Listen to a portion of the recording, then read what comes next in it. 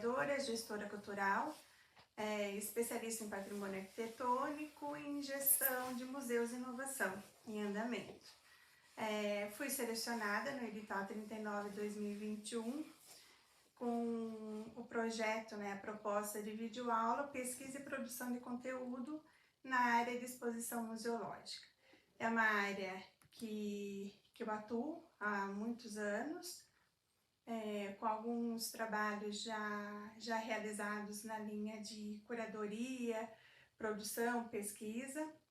E então eu trago nessa videoaula duas experiências bacanas para estar compartilhando com vocês. Eu vou tentar trazer um pouquinho uma perspectiva histórica referente à montagem da exposição Porta, Porteira, Portão, e a outra é Histórias Cruzadas, Caladas, que também é uma experiência bem interessante. A exposição Porta, Porteira, Portão, Modos de Falar, Costumes do Interior, ela foi viabilizada inicialmente pela Campo Ortinari, em parceria com o Sistema Estadual de Museus, em 2015.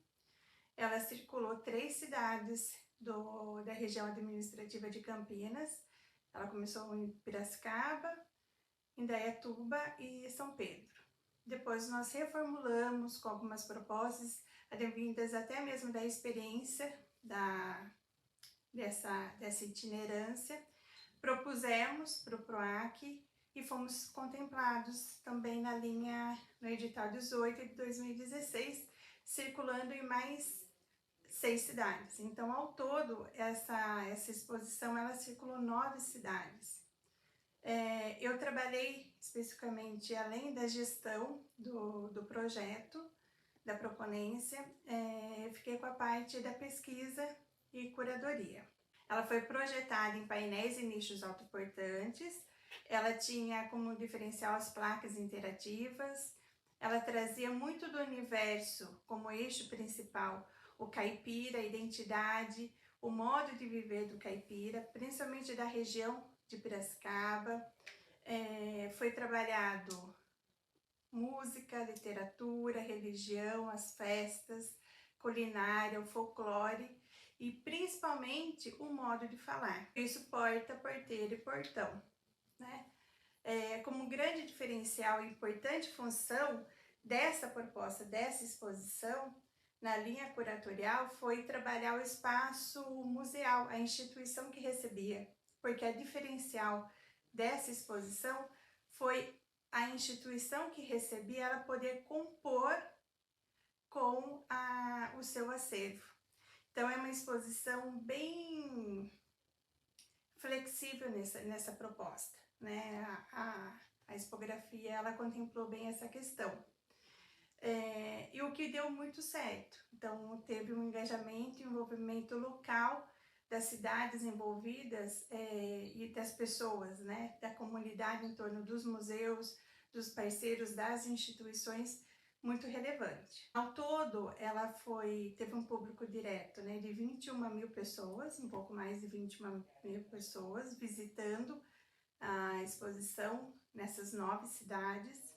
Um público indireto com 14.500 através de divulgações, inserções em mídias, curtidas na rede social, que até hoje ela é muito ativa, tem bastante gente que ainda curte. A exposição, na proposta inicial, ela tinha, além desse diferencial, né, de compor a exposição em relação ao conteúdo, também trabalhou com o educativo. Então agora eu vou mostrar um pouquinho para vocês a proposta, né, dos elementos do caipira. A foto à esquerda é o painel inicial da exposição com alguns elementos, né, por exemplo, a roda. Isso tudo foi feito uma grande pesquisa e trazendo esses elementos para compor a exposição. Como mencionado, né, a pesquisa ela fundamentou muito a montagem da exposição, porque fazendo uma abordagem e estudando bem essa questão do universo, então tinha na exposição um nicho com balas e doces antigos, que remetia à memória, à infância das pessoas ali que visitavam. Além disso, tem os elementos à direita que tinham as placas, os nichos interativos, com fitas, placas, com dialeto. Então, trazer muito do universo do modo de falar. A gaiola muito presente na memória das antigas casas, né, dos avós, dos pais, em relação ao cuidado, né, você ter o passarinho solto e na gaiola, tanto é que a gente não colocou os passarinhos presos. A exposição Parte Porteiro Portão, ela traz o universo caipira e muito específico, no sentido da identidade local e regional. Mas principalmente, cada cidade que recebeu, ela pôde compor com a exposição, trazendo de seus elementos e a sua realidade muito próxima para compor a exposição. Aqui são alguns elementos que eu vou começar a mostrar para vocês, bem ponto-chave nessa exposição de pesquisa e produção de conteúdo. Na primeira foto à esquerda, nós podemos ver as crianças vendo os monóculos. É muito interessante, primeiro, porque são elementos do caipira que para eles eram muito novos no sentido de se identificar e se ver. Mas, ao mesmo tempo, eram elementos novos, trazidos de uma realidade tão próxima das pessoas ali, local, porque cada cidade que participou, nós fazemos a pesquisa, o levantamento, trazíamos fotos das localidades e de pessoas e eventos, manifestações tradicionais daquela cidade, daquela região, né? Então é muito interessante. Um elemento também muito bacana são o envolvimento das pessoas que foi trabalhado e sensibilizado de uma maneira muito forte nessa exposição. Como nós saímos a campo fazendo a pesquisa, muitos dos elementos do cururu, da dança, da tradição, nós conseguimos fazer o levantamento e trazer não só as manifestações, mas as pessoas envolvidas nessas manifestações. Em Joaquim Egídio, em Campinas, por exemplo, nós tivemos a participação na abertura, na inauguração da exposição, mas também no educativo, como voluntário.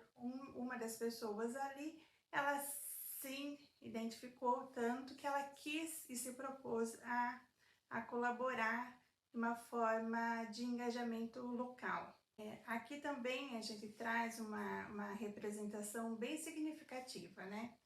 Como a linguagem, o dialeto, a simpatia mesclada, né, com conhecimento popular, tinha um nicho especificamente que trocava em todas as exposições. Né? Era um painel simples com a frase: quais expressões, simpatias e ditos populares você conhece? E ali todas as pessoas, desde crianças, idosos, jovens, eles queriam e deixavam a sua contribuição, deixavam as contribuições ali de uma forma bem perene, bem gostosa, bem divertida e interativa. Então esse foi um dos motes mais, uma sacada bem bacana nesse sentido. Outro diferencial também dessa exposição em relação à produção e conhecimento, né, de produção de conteúdo, pesquisa e levantamento, é que antes da exposição ser montada, um mês que antecedeu a inauguração, nós fazíamos um trabalho bem bacana com a comunidade, principalmente com os envolvidos diretos, que eram os funcionários da própria instituição, do museu que recebeu a exposição. E além dos elementos, pesquisa histórica, também se trabalhava o próprio acervo, né? O que você conseguia, o que aquela instituição trazia de elemento como acervo, como patrimônio material, como patrimônio imaterial para compor a exposição. Então isso também teve um movimento muito interessante nessa exposição, que trouxe uma dinâmica. Ela mudava de cidade por cidade. Então a estrutura era única, mas a forma da montagem e a sua estruturação, ela diversificava. Por quê? Porque além dos elementos em relação à produção de conhecimento, também se compunha com material e imaterial elementos do cultura caipira dentro da exposição. Então esses nichos aqui, se vocês perceberem, são em cidades diferentes. É a mesma estrutura, o mesmo nicho, mas são elementos trazidos da sua realidade local para compor a exposição. Aqui em Olambra,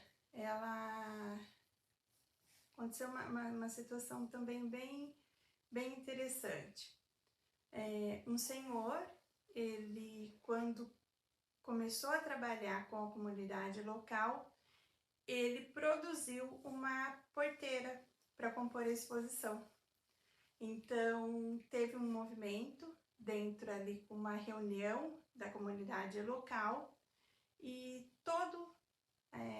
uma seleção feita pela comissão montada entre eles para se trazer alguns elementos para a exposição.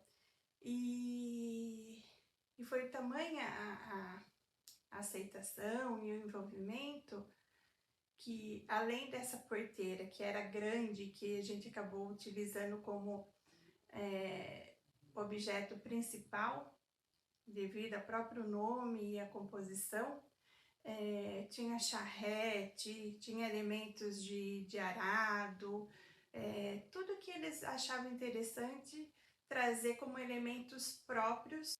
Agora, uma outra experiência que eu trago para compartilhar com vocês é um projeto realizado em 2020, com edital também para o PROAC, viabilizado com o edital 13 de 2019, o projeto Acesso ao Patrimônio Cultural em Saúde Pública no interior paulista.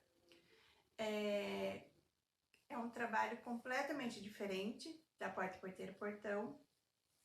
Ela teve uma pesquisa muito aprofundada no sentido de conteúdo, especificamente, mas com outro olhar, um outro cuidado no sentido de linhas de atuação dentro da curadoria, dentro da expografia e dentro do objetivo principal, né?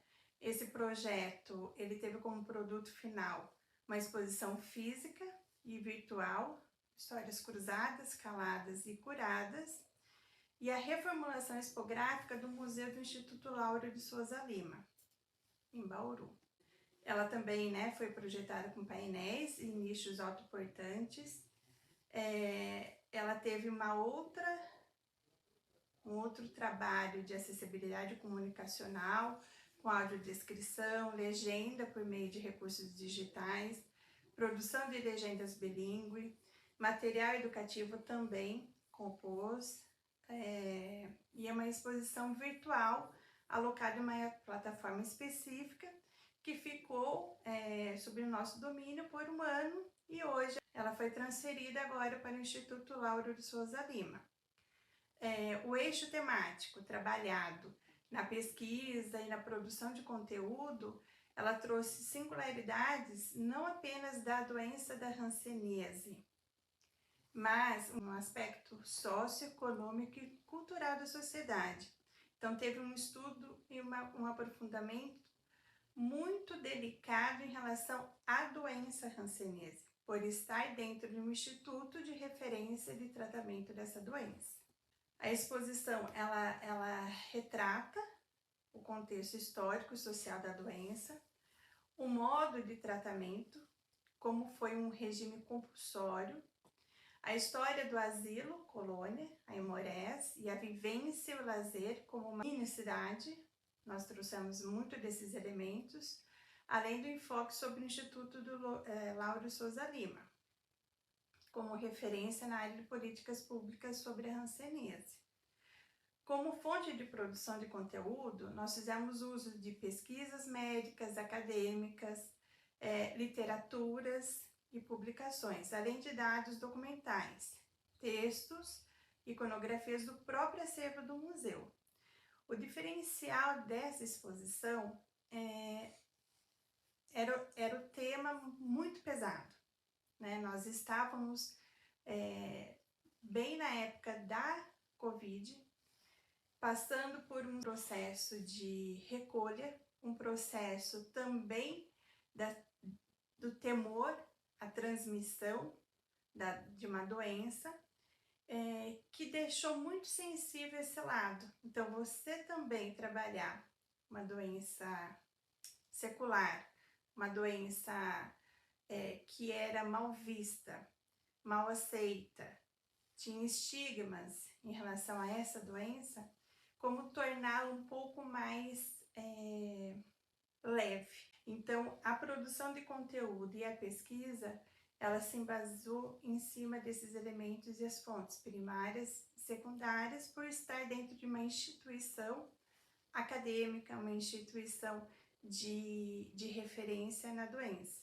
Mas o mote principal foi trabalhar com as pessoas e trabalhar depoimentos dos próprios ex-internos. Então, foi trabalhado de uma forma um pouco mais leve nesse sentido, você trazer esses elementos de uma forma um pouco mais suave. Aqui eu trago os eixos que nós trabalhamos, a doença de Lázaro, a lepra, o histórico da lepra ao longo da história, a morte que precede a morte, então o histórico da lepra dentro do Brasil, o mal de Hansen, doença incurável que segrega, isola, envergonha. Isso também, gente, o que está em destaque são os eixos curatoriais, mas as frases são elementos ditos e como eram tratados em relação aos ex-pacientes, né? Ex-moradores do antigo asilo Aimorés. A vida é sem choro, descobrir, aprender e viver. Da prisão, um lar. Lembra-te que o leproso é um exilado por sua causa. Esse era o lema da Liga de São Lázaro, para arrecadar fundos e ajudar no tratamento. Lugar onde não apenas tratava-se, morava-se. Então, aqui nós trabalhamos ao antigo asilo Aimorés como uma cidade, com os elementos, né? Os órfãos de pais vivos, da medicina tradicional, medicina convencional. E aqui eu trago também alguns dos elementos trabalhados. Então, o cuidado com a expografia, né, na montagem da exposição. Aqui eu trago alguns elementos trabalhados na exposição também, né?